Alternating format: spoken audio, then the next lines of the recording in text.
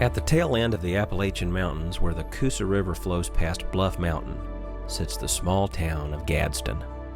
It was here, on a dreary winter day in 1947, that a son was born to Evelyn and Roy Baxter Moore. The first of 5 children, Roy Stewart Moore was born into a world of humble beginnings. His father was a construction worker and they struggled to make ends meet. The Moore family lacked indoor plumbing and they farmed for extra food. But every Sunday, they ate a square meal, played backyard football, and gave thanks to Almighty God at Gallant Baptist Church. Though lacking the wealth of this world, they found riches in Jesus Christ. Roy knew the meaning of discipline, hard work, and the value of higher education.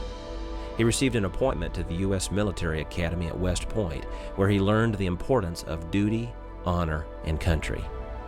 Upon graduation, Roy Moore served in Germany and later in Vietnam, where he commanded an MP company near Da Nang.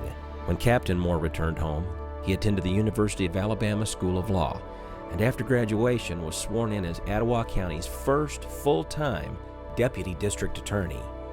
After 5 years as a Deputy District Attorney and eager to fix the local justice system, he ran for Etowah County Circuit Judge. His efforts to reform the system were attacked by the courthouse crowd, causing him to lose his election. So he exited the political ring and entered another ring, where he fought as a kickboxer, and later spent time ranching in Australia. But eventually, he longed for home. Roy Moore returned to Alabama to focus on renewing his career in law, but God had other plans. He soon met Kayla, and they married in December of 1985. Together, they moved into a simple home that Roy had built with his own hands. Having little furniture, they decorated as best as they could, and they ended up with just one wall adorned with a simple handmade wooden plaque of the 10 Commandments. Busy providing for his new family, Roy Moore was unexpectedly appointed by Governor Guy Hunt as Etowah County Circuit Judge in 1992.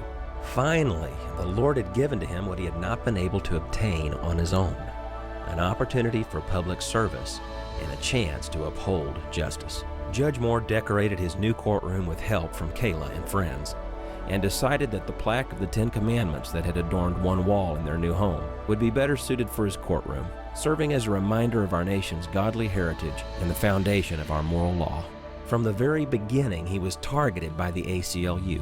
He opened his jury sessions with a prayer, just like other judges had done across the state for decades.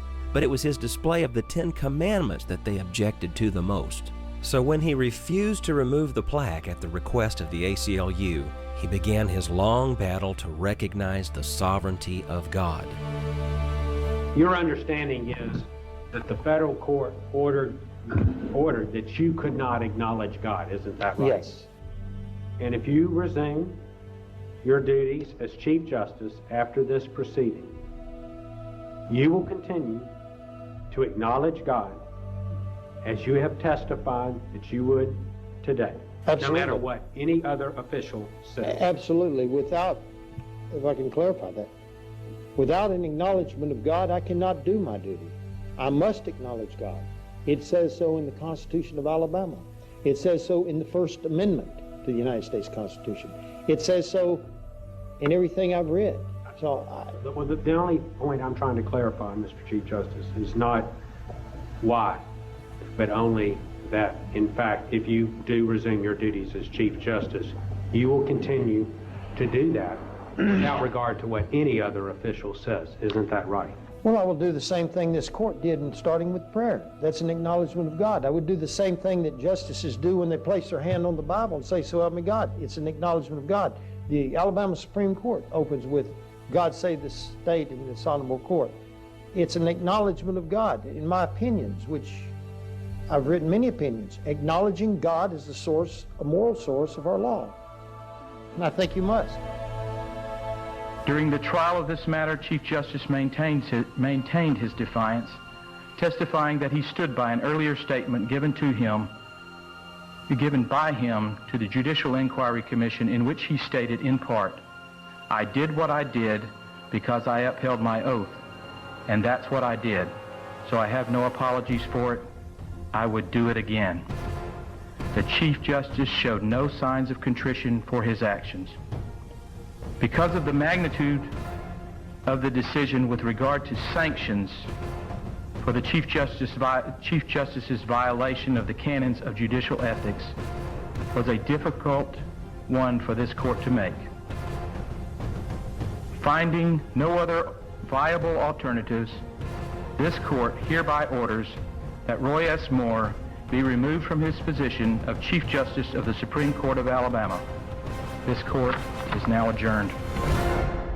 It's a fight that has taken him from courthouse to state house, from churches to the halls of the U.S. Congress, from election as Chief Justice to his dismissal, and from obscurity to national hero.